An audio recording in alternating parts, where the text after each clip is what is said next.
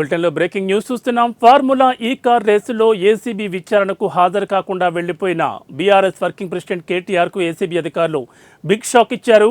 కేటీఆర్ లాయర్లను తీసుకొచ్చి ఏసీబీ కార్యాలయం ముందు హైడ్రామా క్రియేట్ చేశారన్నారు. ఏసీబీ విచారణ తప్పించుకోవడానికే న్యాయవాదులను కేటీఆర్ తీసుకొచ్చాడంటూ ఏసీబీ అంటోంది. కేసు విచారణకు సహకరించాలని హైకోర్టు ఆదేశాలు జారీ చేస్తే కేటీఆర్ వాటిని ఉల్లంఘించారని ఏసీబీ అధికారులు చెబుతున్నారు. దీన్ని తాము న్యాయస్థానం దృష్టి తీసుకెళ్తామని తెలిపారు. ఈ కేసులో ఏసీబీ ఏం చేయబోతోంది అన్నది ఉత్కంఠకరంగా మారింది. కేటీఆర్ను మరోసారి విచారణకు పిలుస్తారా, లేక హైకోర్టులో కేటీఆర్ ఆదేశాలు ఉల్లంఘించారంటూ పిటిషన్ వేస్తారా అన్నది వేచి చూడాలి.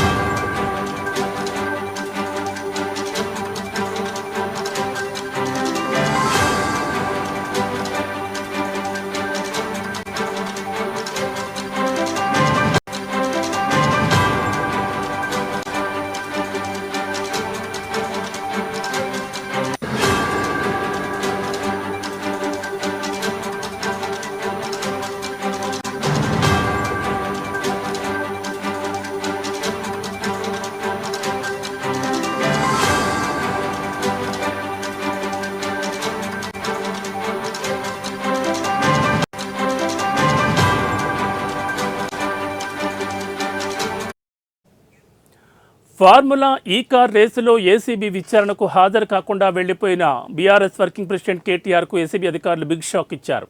కేటీఆర్ లాయర్లను తీసుకొచ్చి ఏసీబీ కార్యాలయం ముందు హైడ్రామా క్రియేట్ చేశారన్నారు. ఏసీబీ విచారణ తప్పించుకోవడానికే న్యాయవాదులను కేటీఆర్ తీసుకొచ్చాడంటూ ఏసీబీ అంటోంది.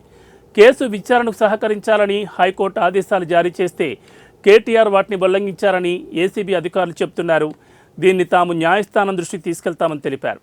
ఈ కేసులో ఏసీబీ ఏం చేయబోతోంది అన్నది ఉత్కంఠగా మారింది. కేటీఆర్ను మరోసారి విచారణకు పిలుస్తారా, లేక హైకోర్టులో కేటీఆర్ ఆదేశాలు ఉల్లంఘించారంటూ పిటిషన్ వేస్తారా అన్నది వేచి చూడాలి. ఇక ఇదే అంశానికి సంబంధించి మరింత సమాచారాన్ని మా ప్రతినిధి రఘు ఫోన్ ద్వారా అందిస్తారు.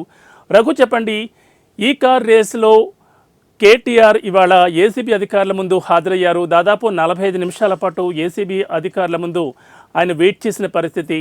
అయితే ఆయన తన లాయర్లతోనే లోపలికి వస్తానంటూ భీష్మించి కూర్చున్నారు. కానీ దానికి ఏసీబీ అధికారులు ఒప్పుకోనట్టుగా తెలుస్తోంది. అసలు ఏసీబీ ఆఫీస్ ముందు ఇవాళ జరిగిన పరిణామాలేంటి, ఏం జరిగింది, దీనికి సంబంధించి అప్డేట్స్ ఏంటి?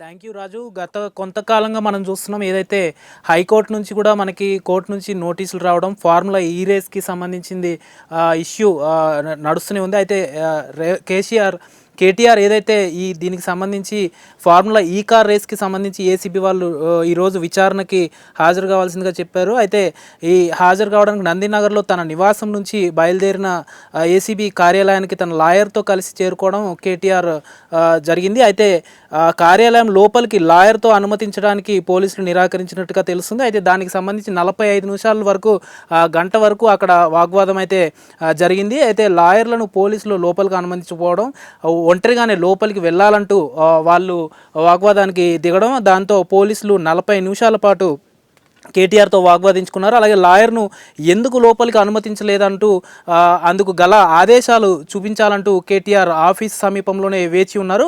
45 నిమిషాల తర్వాత కేటీఆర్ దానికి సంబంధించి ఏదైతే పట్నం నరేందర్ రెడ్డికి జరిగిన తన కూడా అదే జరగవద్దనే లాయర్లతో వచ్చానని కేటీఆర్ తెలిపారు. అయితే లాయర్లతో వస్తే ఏసీబీ అధికారులకు ఏంటి ప్రాబ్లం అని కేటీఆర్ సూటిగా ప్రశ్నించడం జరిగింది. దీనికి సంబంధించి 40 నిమిషాల నుంచి గంట వరకు అక్కడ ఏసీబీ ఆఫీస్ దగ్గర గందరగోళం అయితే నెలకొంది. అయితే అనంతరం పోలీసులు తీరును నిరసిస్తూ ఏసీపీ ఆఫీస్ నుంచి కేటీఆర్ వెళ్ళిపోవడం జరిగింది. అయితే రాతపూర్వకంగా తన స్టేట్మెంట్ ఏఎస్పీకి ఇచ్చానన్నట్టుగా కేటీఆర్ తెలుస్తుంది. అయితే హైకోర్టు చట్టాలు రాజ్యాంగంపై గౌరవంగా ఏసీబీ ఆఫీస్కు వచ్చానని కేటీఆర్ లాయర్లను అనుమతిస్తే విచారణకు కూడా హాజరవుతానని స్పష్టం చేశారు. క్లియర్గా అక్కడ అర్థమవుతుంది. 45 నిమిషాల వాగ్వాదం, లాయర్లను లోపలికి అనుమతించాం, ఒంటరిగా కేటీఆర్ లోపలికి వెళ్ళవలసి ఉంటుందని కూడా పోలీసులు చెప్పడం ఇదంతా అక్కడ కొంతసేపు గందరగోళం వాగ్వాదానికి కేటీఆర్ దిగినట్టుగా క్లియర్గా అక్కడ మనం విజువల్స్లో చూడొచ్చు. అయితే అనంతరం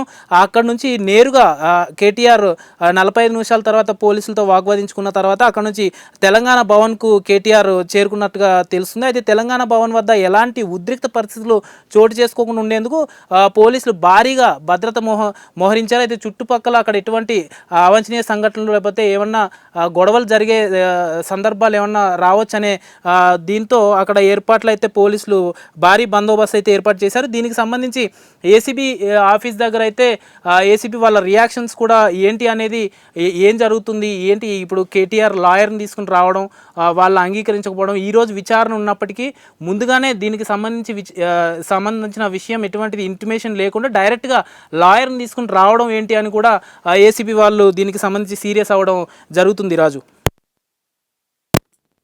రఘు, అయితే ఇవాళ ఏసీబీ ముందు కేటీఆర్ హాజరైన సందర్భంలో మీడియాతో ఆయన కొన్ని వ్యాఖ్యలు చేశారు. ఏదైతే గతంలో రైతు బంధు 15,000 ఇచ్చారో దాన్ని తగ్గిస్తూ ఇప్పుడు రేవంత్ రెడ్డి నిర్ణయం తీసుకున్నారు, 12,000 ఇస్తామని చెప్పి నిర్ణయం తీసుకున్నారు. అయితే ప్రజల నుంచి ఈ రైతు బంధు విషయంలో డైవర్షన్ చేయడానికి రేవంత్ రెడ్డి డైవర్షన్ పాలిటిక్స్ చేస్తున్నారు, నాపై అనవసర ఆరోపణలు చేస్తున్నారంటూ కూడా కేటీఆర్ మాట్లాడడం జరిగింది. దీనిపై మీరేమంటారు?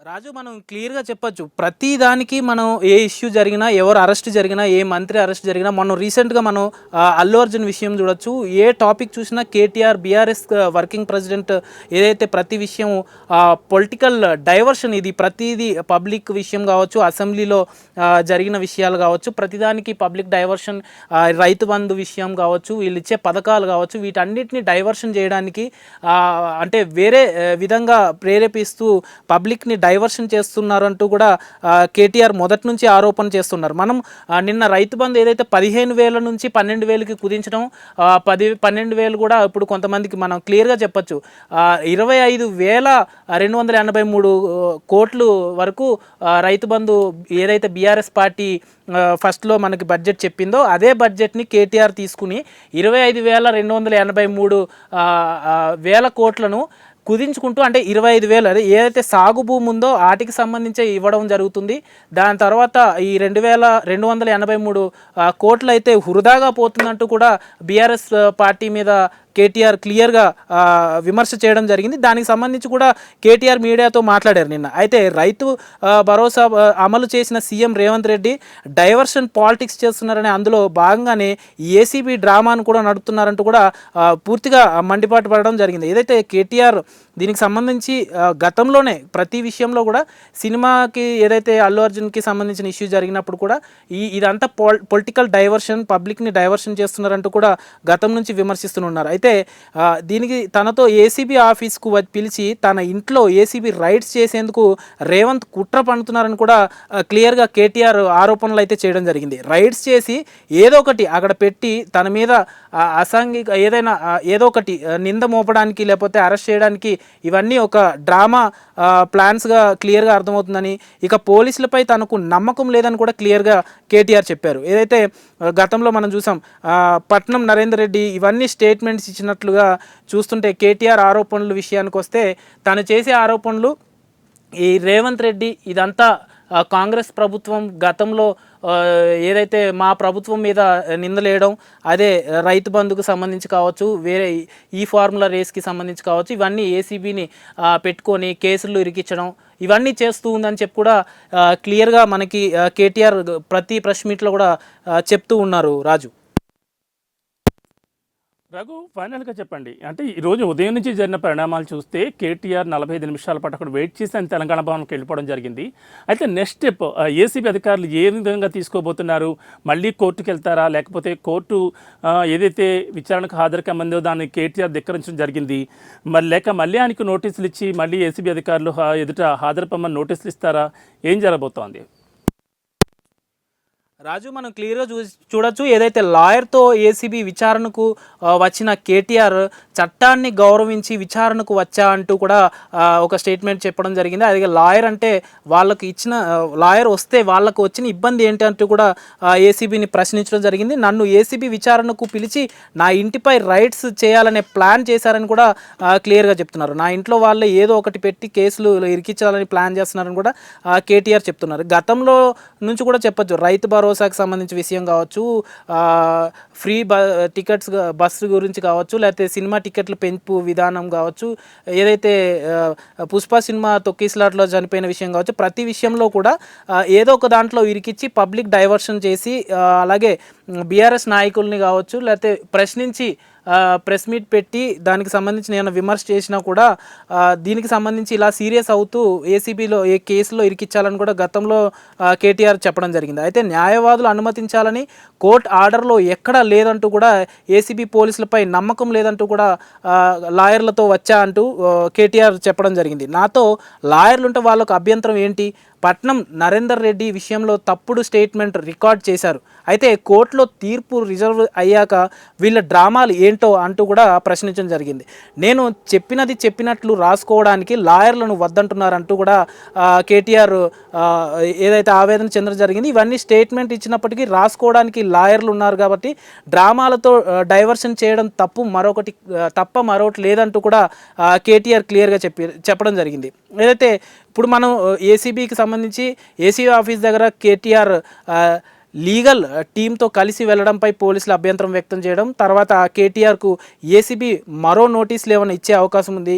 కేటీఆర్ రిప్లై ఆధారంగా నోటీసులను సిద్ధం చేస్తున్న ఏసీబీ హైకోర్టు తీర్పు వచ్చేంత వరకు ఇన్వెస్టిగేషన్ ఆపాలని ఏసీబీకి ఇచ్చిన రిప్లైలో కోరిన కేటీఆర్ ఏదైతే ఆయన లిఖితపూర్వకంగా లెటర్ రాసి ఇవ్వడం జరిగింది. ఏసీబీకి హైకోర్టులో తీర్పు వచ్చేంత వరకు ఇన్వెస్టిగేషన్ ఆపాలని కూడా ఏసీబీకి ఇచ్చిన రిప్లైలో కేటీఆర్ ఇచ్చిన రిప్లైలో ఉంది. అలాగే ఏసీబీ అధికారులు ఏదైతే బిగ్ షాక్ కూడా ఇచ్చారు కేటీఆర్కి, ఏ విధంగా అయితే అతను వచ్చి అక్కడ వాగ్వాదంకు దిగడం, పోలీసులు అడ్డుకోవడం, అయినా 40 నిమిషాల నుంచి గంట వరకు అక్కడ గందరగోళం సృష్టించడం పట్ల కూడా ఏసీబీ సీరియస్ అవ్వడం జరిగింది. ఏసీబీ కార్యాలయం ముందు హైడ్రామాకు క్రియేట్ చేశారని ఆరోపణ చేశారు. ఏసీబీ విచారణ తప్పించుకోవడానికి న్యాయవాదులను కేటీఆర్ తీసుకొచ్చారంటూ ఏసీబీ హైకోర్టు ఆదేశాలను కేటీఆర్ ఉల్లంఘించారంటూ ఏసీబీ న్యాయస్థానం దృష్టికి తీసుకెళ్తామంటూ కూడా ఏసీబీ వాళ్ళు చెప్తూ ఉన్నారు. మరి ఇక ముందు ఏం జరుగుతుంది?